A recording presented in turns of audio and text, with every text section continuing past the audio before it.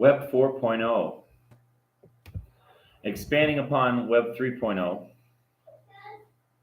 Web 4.0 is all about overcoming the centralized ISP. There are three basic prongs to this. Number one, the ability to go off grid. This means ground-to-ground communications, which extend your range ad infinitum.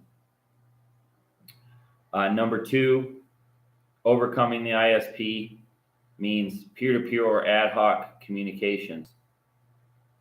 And number three, building upon Web 3.0, you've got your cryptographically complete end-to-end encryption protocol.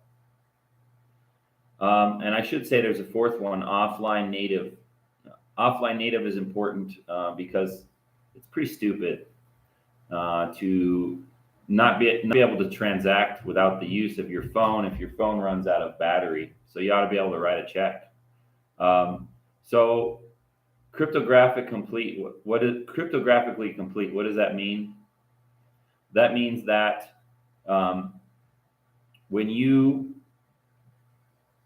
if you want to have peer-to-peer internet, you have to be able to relay your private data through a stranger's node.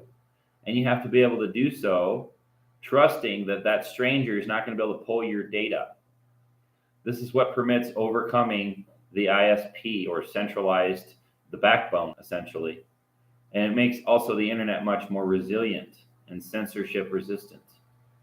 So Charge was one of the very first firms to develop Web 3.0, which permitted inter-network communications interfungibility, which means basically you can transact and or send functions onto other networks and seamlessly integrate those networks in that fashion through the use of wrapped coins and wrapped functions, sort of like a puppet on a string.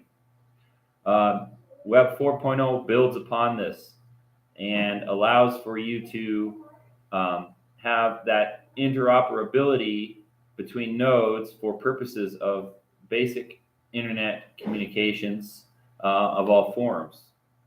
So if I want to have the internet out in the boonies, and I want to be able to do so without the need for a centralized satellite like Skylink or Viasat, what I have to do is I have to put a radio comm into the ground, and I have to have another person who has a radio comm in their ground, and one of the two has to have a connection to the traditional internet at first. Eventually, the ground-to-ground communication, once it and also just Wi-Fi communication, once it becomes robust enough, becomes its own backbone. So Skype did something similar to this. There's various centralized outfits that permit ad hoc communication between nodes, but what needs to be overcome is still that centralized aspect. You need to be able to access the internet vis-a-vis every other node that's around you with maximum bandwidth resulting, and again in a cryptographically complete way, such that you can completely trust that nobody's going to be listening in on the data that's going through all the nodes necessary to make this work. Have you ever been at a really busy event like a baseball game or like PAX, like a convention? You might have noticed if the server that is the radio tower cannot handle that massive influx of people, it sort of just shuts down. The opposite effect is true with a truly peer-to-peer or distributed internet.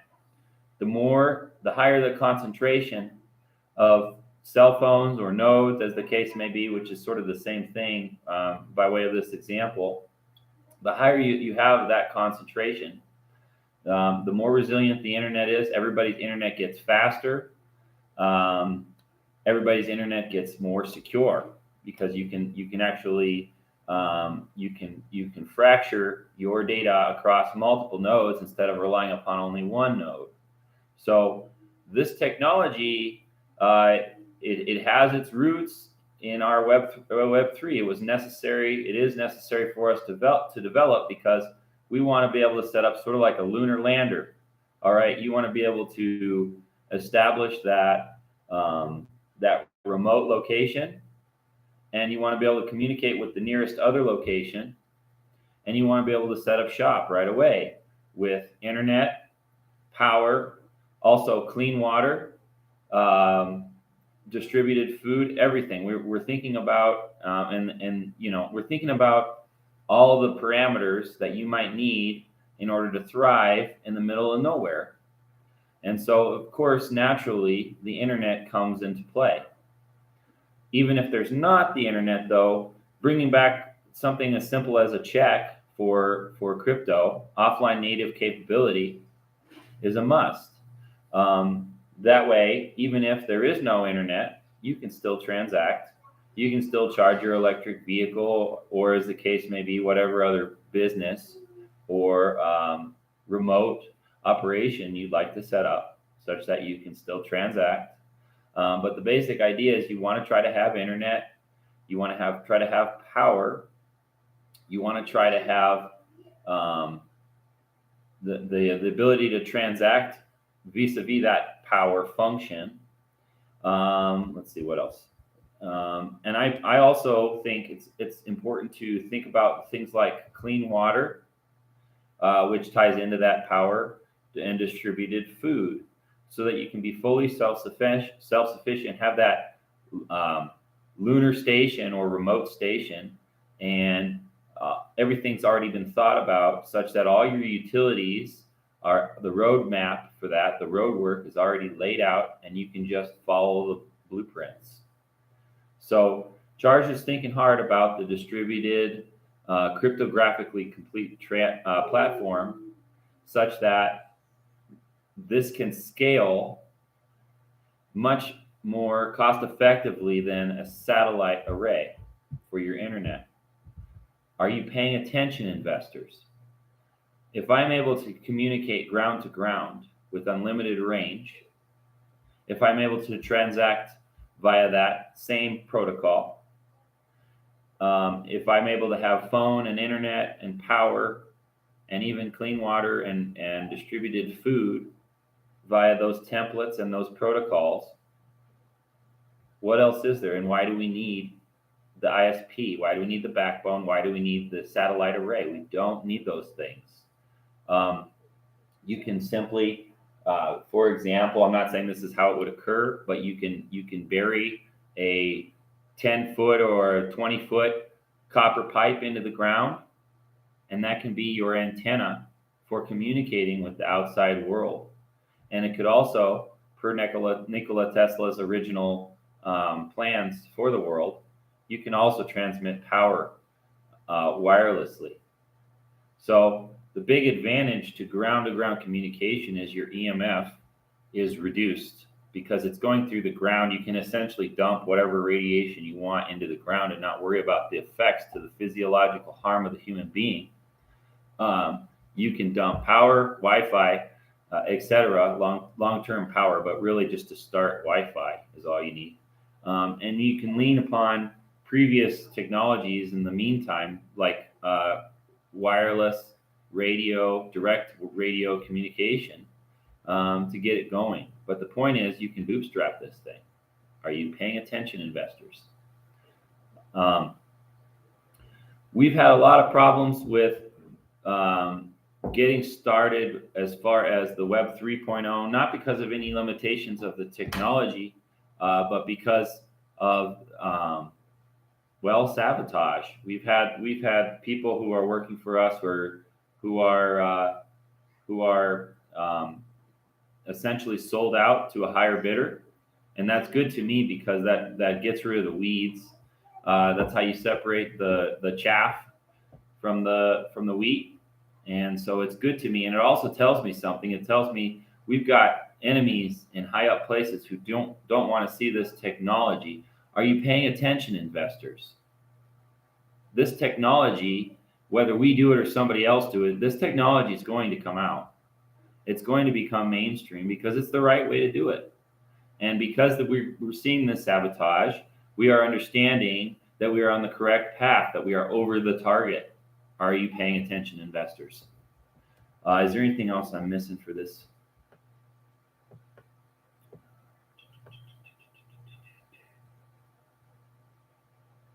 So let me talk to you a little bit about censorship as well. Now I'm going to read verbatim from the forum, but censorship is also a problem that needs to be solved. And you know, the secret to all this with the low budget that CHG has is that most of this is already off the shelf. It's a matter of shopping for those off the shelf components and putting them all together, recognizing the patterns that these have, those needs as they relate to our wants, and putting it all together.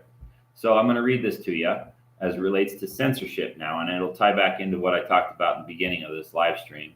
The solution to censorship is a tricky one, both to define and to implement. Going back to basics, a basic HTML website is a bit censorship resistant, so long as you still own your own IP address or can still be looked up with a dynamic IP address and a means of what could be called a phone book in legacy terms.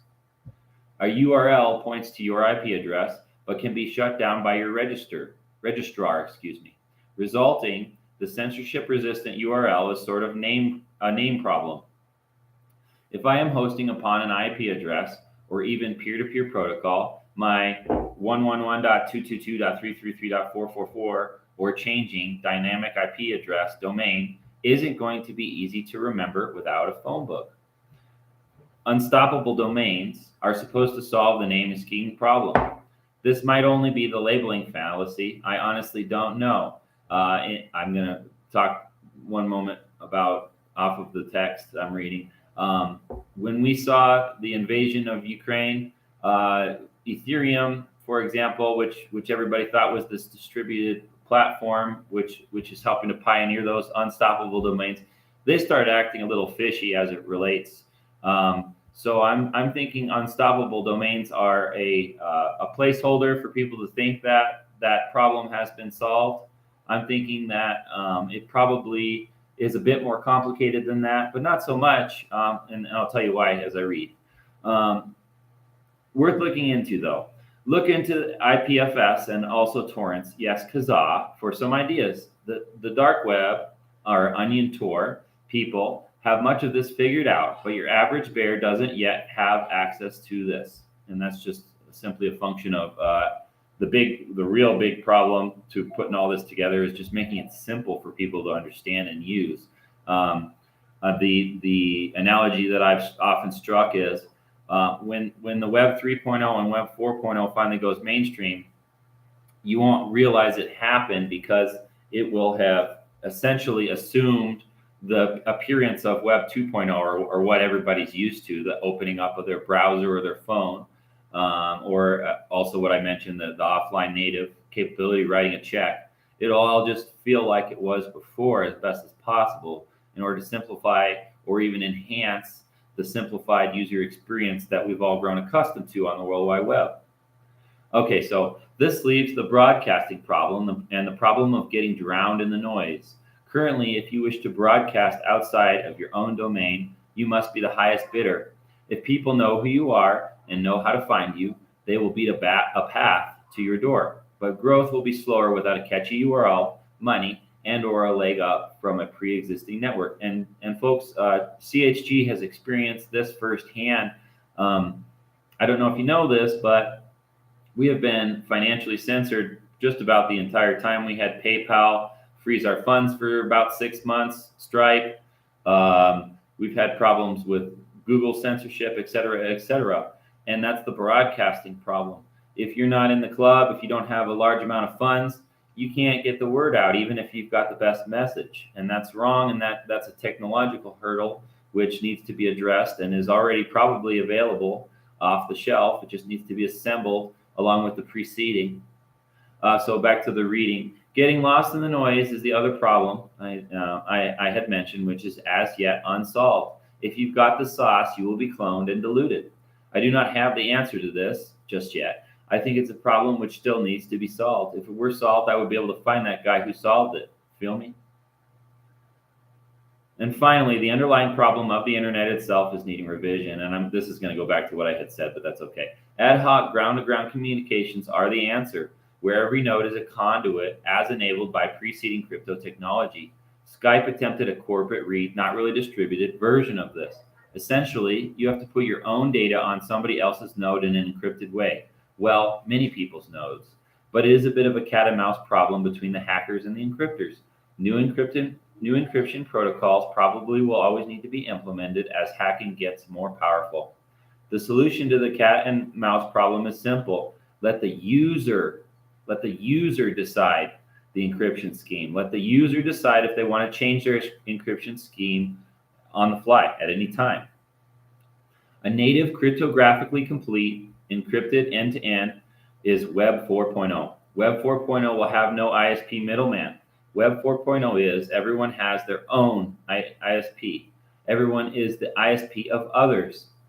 The way the internet was supposed to be. Goodbye AOL, you've got mail, but there is no central provider gatekeeper. I am the ISP, you are the ISP, everyone is the ISP, and we are all cryptographically connected vis-a-vis the cloud 2.0, cryptographically complete peer-to-peer internet. I mentioned ground-to-ground because we need radiation-free means of overcoming the internet wire. Wi-Fi may or may not be the answer long-term, and I've linked to an article on Wi-Fi rejuvenation, Wi-Fi rejuvenating frequencies that might, in fact, assist with the human physiology and help to repair tissue, that sort of thing.